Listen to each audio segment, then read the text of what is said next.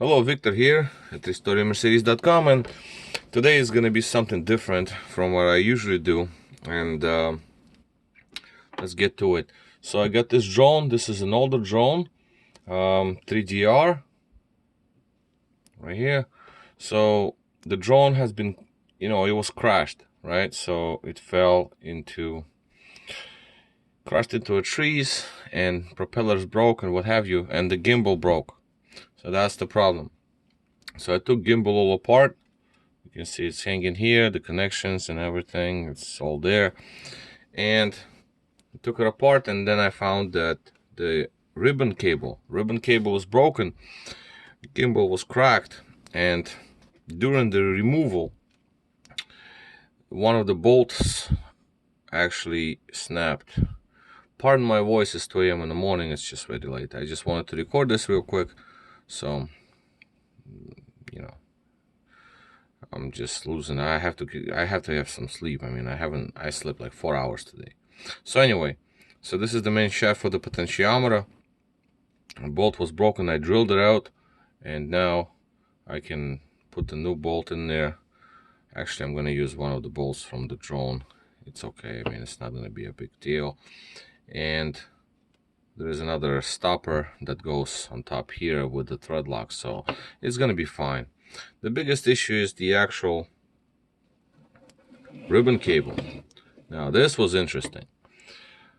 Now, let's zoom on if I may.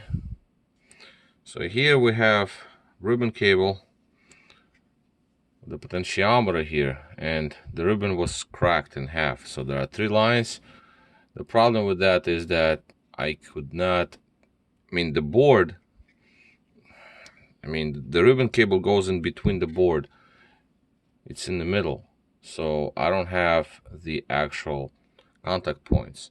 Here I can trace them. In there, I feel like I'm not going to trace them. So I decided to reattach these 3 lines. And here they are, right on the ribbon. So I took off one layer of plastic off the ribbon, get to the actual brass, copper brass, so I can solder to. And I soldered to them. It took me a while, and I pulled out the thinnest point on my soldering station. Now we're going to actually check the resistance.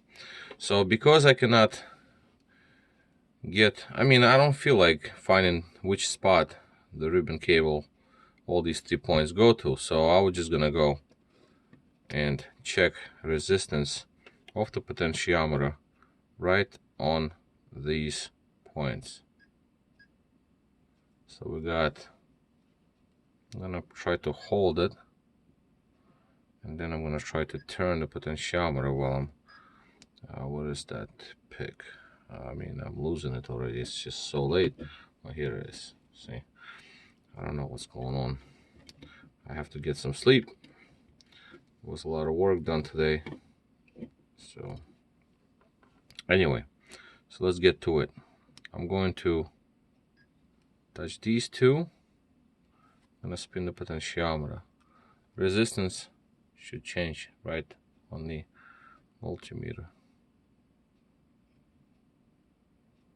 Here we got resistance 17, 115, 760, 1000, 1300, 14, 16, 18, over 2000. My multimeter set at 2000 max, so that's okay. As long as when I turn the potentiometer, my resistance change. That's what's most important.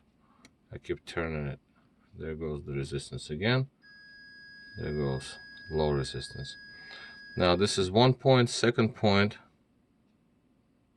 is the center point. This is going to be more tricky because I can barely see the center point. Yeah, there goes the center point. This is the outer, because before I actually put it together, I actually have to glue it. This is not going to be left like this. The bottom, there, I think this is going to do it. Let's see if we can get the resistance to change. if I'm making contact. I'm not sure if I'm making good contact. The bottom is just a support for now. I'm gonna leave that tape, but I'm also going to reinforce it. I'm gonna glue it, so I'm gonna leave it overnight. So here's the resistance on the second line, second potentiometer. As you can see, it's a little different, but we are having the reading. So ribbon cable should be okay. I would like to actually check after the solder point, which is right around here somewhere, and that is after a break, and I'm turning and I'm getting the resistance change. That is good news. I'm still spinning it, and we'll see resistance is changing. 765, 290, 105, 900. So I have, let me go back, 760, 930, 130, 2, 3, 5, 6, 7, 8, 850. So that's the second sweep. So this is the second outlet of the potentiometer. So I'm okay here. I'm pretty confident that this is gonna all work. So right now I'm gonna put lots of glue. I'm probably gonna use just regular crazy glue. Actually, I use Loctite, and I'm gonna use the gel. I'm gonna use gel for that. Actually, gonna even open a new can. I'm gonna put gel over just to secure it, and then after that I'm gonna trim the aluminum tape, and then after that I'm gonna put some, maybe a little bit of piece of paper maybe, and then I'm gonna put the tape over that. So I'm gonna try to secure it a little better, and that's basically going to be all. So now if this is going to work, then when I put everything together, gimbal should work, because the drone flew, but the camera was shaking because potentiometer did not get the reading, so the gimbal was not finding its position, so it wasn't balancing. And obviously, you know, GoPro goes in here. This is a little older style drone, but this is a nice one. This is big and heavy, and it's pretty powerful, and I would like to get it back to fly. You know, it's just it's pretty cool. It is what it is.